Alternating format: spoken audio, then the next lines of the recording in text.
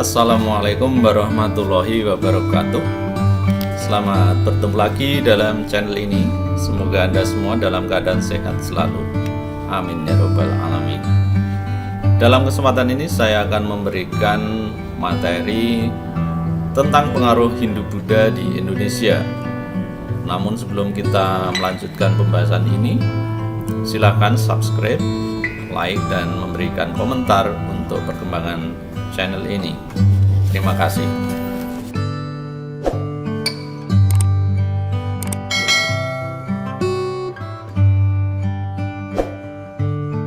Para pemirsa semuanya yang berbahagia, mari kita masuk pada materinya, yaitu tentang Indonesia zaman pengaruh Hindu, pengaruh agama Hindu dan Buddha. Namun sebelum kita bahas lebih lanjut, kita akan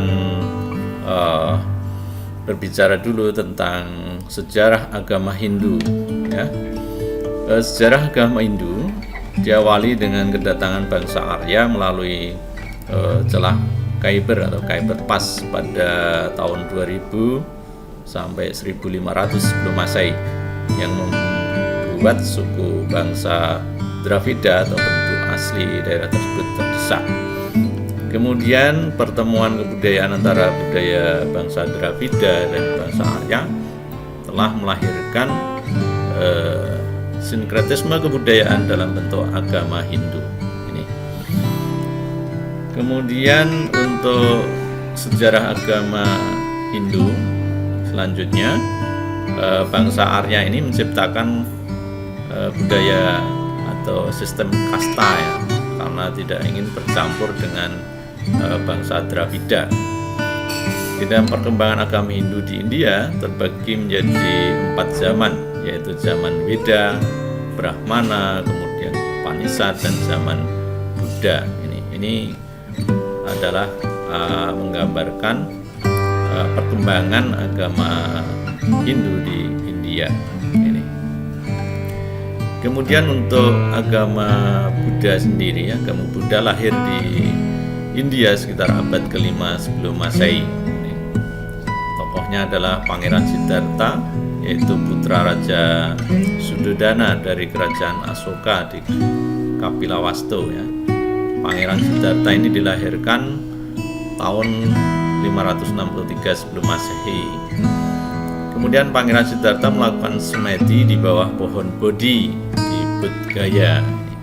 Setelah berhasil menemukan pencerahan sempurna, ya, Siddhartha yang berhasil menjadi sang Buddha pada usia 35 tahun mulai melakukan penyebaran ajarannya yang pertama kali di Sarnath, India. Nah, kemudian untuk selanjutnya kita akan membahas juga tentang sepeninggal sang Buddha ini dan pengikutnya menyebarkan ajarannya, lahirlah kitab suci Tripitaka ini, ya, seperti yang sudah kita ketahui, ya. Kitab suci agama Buddha yaitu kitab suci Tripitaka. Kemudian agama Buddha yang berkembang terbagi dalam 2 aliran, yaitu Hinayana atau kendaraan kecil dan Mahayana, kendaraan besar. Nah, kemudian bagaimana pengaruh Hindu-Buddha itu masuk ke Indonesia? Ini ada beberapa teori yang membahas tentang masuknya pengaruh Hindu dan Buddha di Indonesia. Ada teori Brahmana, kemudian teori Ksatria, kemudian teori Vaisya, teori Sudra, kemudian teori arus balik. Nah, mari kita bahas satu persatu, ya. Teori Brahmana ini menurut J.C. Van Lier ini, ya. Para Brahmana datang dari India ke Indonesia atas undangan pemimpin suku dalam rangka melegitimasi kekuasaan ini. Nah, teori ini mempunyai kelebihan, ya, teori Brahmana ini. Kelebihannya adalah kaum Brahmana ini merupakan golongan yang paling tahu dan paham terkait dengan agama Hindu. Nah, penyebaran agama Hindu dapat dikatakan sebagai tugasnya. Selain itu, temuan sejarah terkait dengan prasasti di Indonesia yang menggunakan bahasa Sanskerta ini dianggap sama dengan bahasa yang digunakan di India. Bahasa Sanskerta ini bahasa kelas tinggi dalam kebudayaan Hindu dan tidak semua orang mampu membaca atau menuliskannya. Jadi hanya golongan Brahmana saja yang menguasai bahasa Sanskerta.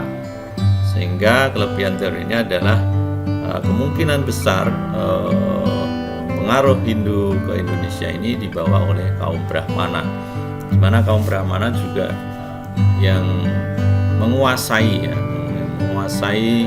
tata upacara agama Hindu. Kelemahan teori Brahmana, selain tadi kelebihan juga ada kelemahan. Kelemahannya adalah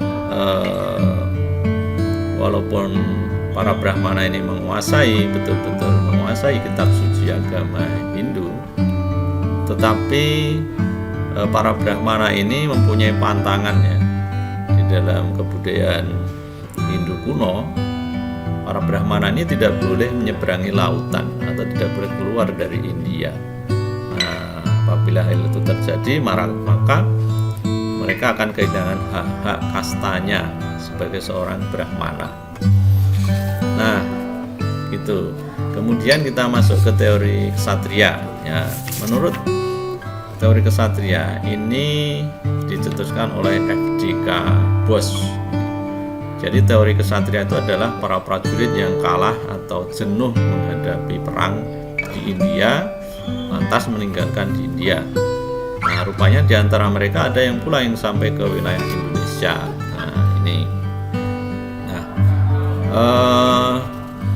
Begitu tiba di Indonesia, golongan ksatria ini mendirikan sebuah komunitas kecil yang kemudian berkembang menjadi kerajaan atau sistem kerajaan atau pemerintahan baru. Jadi seperti kita ketahui bahwa sistem pemerintahan di Indonesia sebelum pengaruh Hindu ini adalah berbentuk kesukuan. Nah, setelah pengaruh Hindu datang atau pengaruh India, ini sistem kesukuan ini berubah menjadi sistem kerajaan. Kelebihan teori ini adalah adanya hipotesis ksatria ini diperkuat dengan cerita Panji yang berkembang di masyarakat Indonesia yang memperlihatkan adanya proses penaklukan daerah-daerah Indonesia oleh para ksatria India. Pernyataan tersebut merupakan inti dari hipotesis yang dikembangkan oleh Syzybruk. Ya. Menurut Syzybruk, kepala suku di wilayah Indonesia banyak yang dijanjikan hadiah besar apabila para ksatria asal India ini mampu menyelesaikan masalah kekuasaan antar suku. Selain itu, ada ilmuwan Elmuns berpendapat bahwa para golongan ksatria dari India ini kebanyakan berasal dari keluarga kerajaan. Nah, karena pergolakan politik, mereka kemudian melarikan diri hingga ke Indonesia dan mendirikan sebuah pemerintahan baru yang masih melakukan hubungan dengan India. Nah, itu kelebihannya, saudara. Tapi teori ini juga punya kelemahan. Kelemahan teori ksatria itu adalah kasta ksatria ini tidak dapat menguasai bahasa Sanskerta yang menjadi induk bahasa bagi kitab suci agama Hindu. Nah, kemudian juga kurangnya fakta yang membuktikan bahwa para ksatria dari India ini menaklukkan wilayah Indonesia dengan mendirikan sebuah kerajaan baru.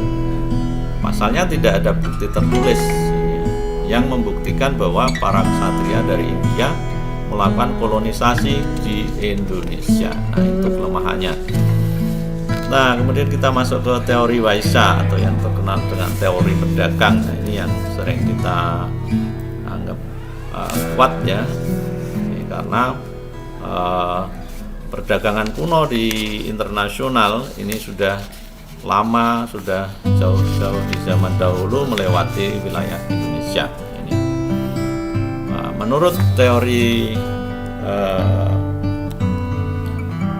Weisha ini yang dikeluarkan atau yang dicetuskan oleh N.G. Krum ya, bahwa India datang ke Indonesia didasarkan motivasi untuk berdagang. Mereka kemudian menikah dengan penduduk pribumi ini ya. Nah, kemudian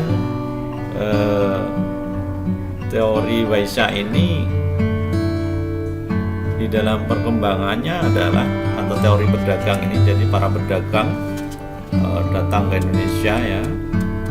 Tadi sudah kita katakan bahwa Indonesia adalah wilayah yang strategis untuk jalur perdagangan kuno ya. Maka teori berdagang ini yang kemudian juga diikuti dengan teori perkawinan atau pernikahan, karena para pedagang itu bermukim sangat lama di Indonesia ya, sehingga berbaur dengan penduduk pribumi ini. Nah, kelebihan teori Weisha ini adalah interaksi sosial dalam melakukan transaksi jual beli.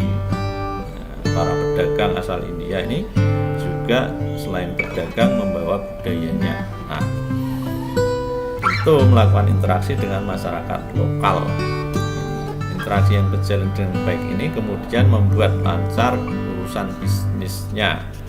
Nah, dari situlah masyarakat mulai banyak yang tahu tentang ajaran agama Hindu dan kebudayaan-kebudayaan. Maka secara perlahan banyak masyarakat yang paham dan mulai mempelajari Hindu hingga kemudian menjadi pemeluk Hindu.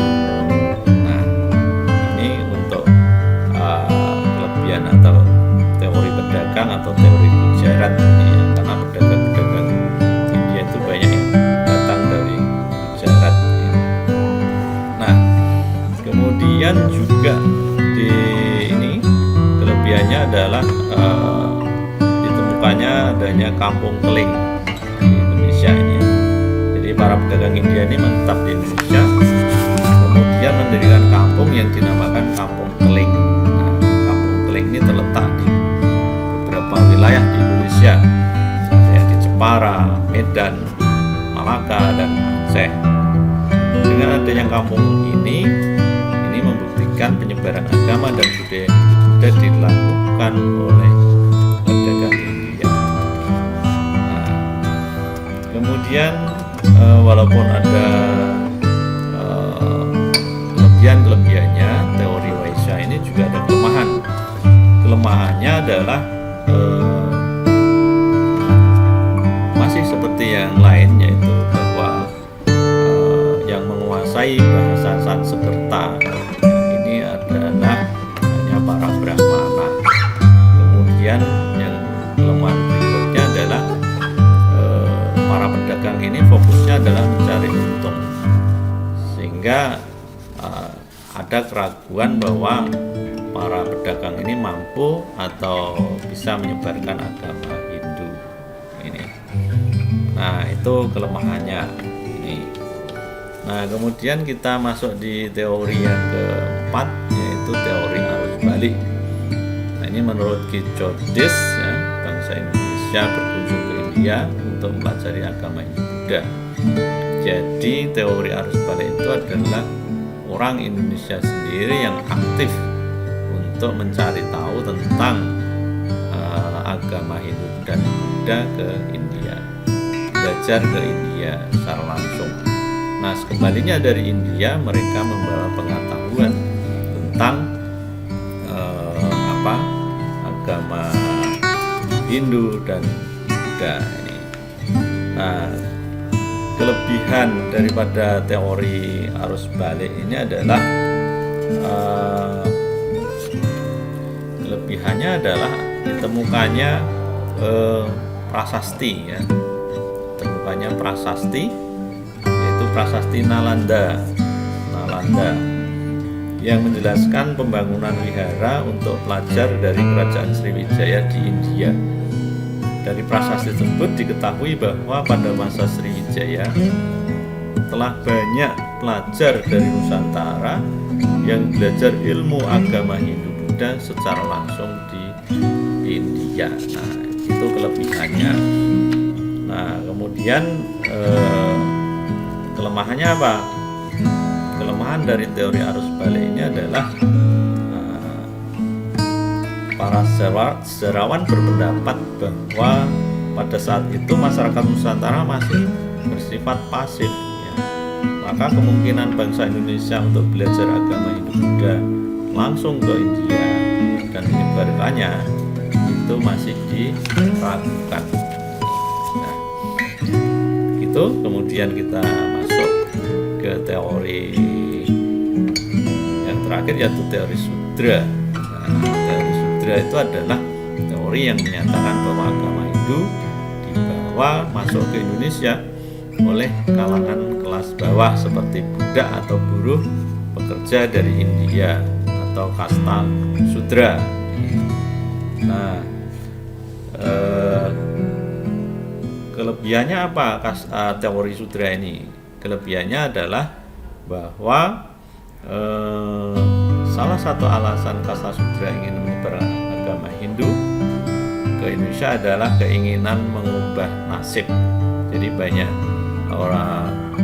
orang-orang dari kasta Sudra yang dari India itu bermigrasi ke Indonesia, ya, untuk merubah nasib agar kehidupannya lebih baik.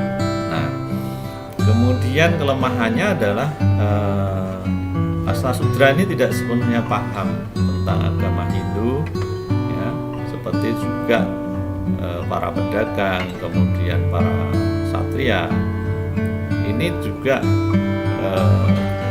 para orang-orang Sudra ini juga tidak menguasai kitab-kitab agama Hindu dan juga tata cara mengenai upacara agama Hindu. Maka teori Sudra ini juga punya kelemahan, yaitu diragukan apakah orang-orang Sudra itu juga mampu menyebarkan agama Hindu di Indonesia. Ini kelemahannya. Nah, kemudian untuk yang terkait dengan agama Buddha secara spesifik di Indonesia, ini kalau agama Buddha ini lebih kuat pada dua hal ini. Jadi kalau agama Buddha ini penyebaran di Indonesianya lebih, yang pertama adalah melalui Dharma Duta, ya, banyak duta, ya. Jadi penyebaran agama Buddha di Indonesia menggunakan misi khusus yang bernama Dharma Duta. Nah, saat itu agama Buddha terus berkembang. Kemudian yang kedua melalui perdagangan. Nah, masuknya agama Buddha di Indonesia dimulai di awal Masehi lewat jalur perdagangan.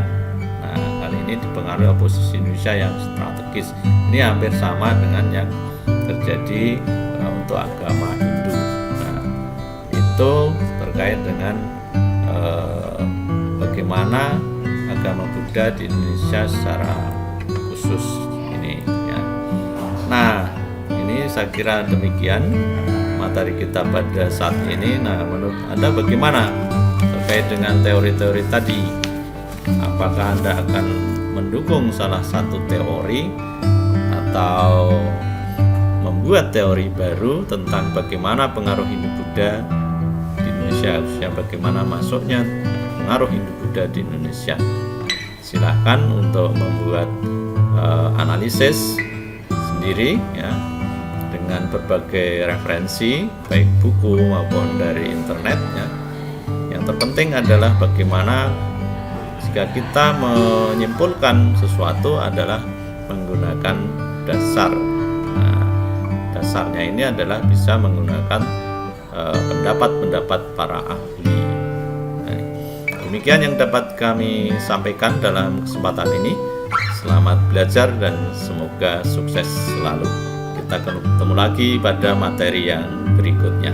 Terima kasih. Assalamualaikum warahmatullahi wabarakatuh.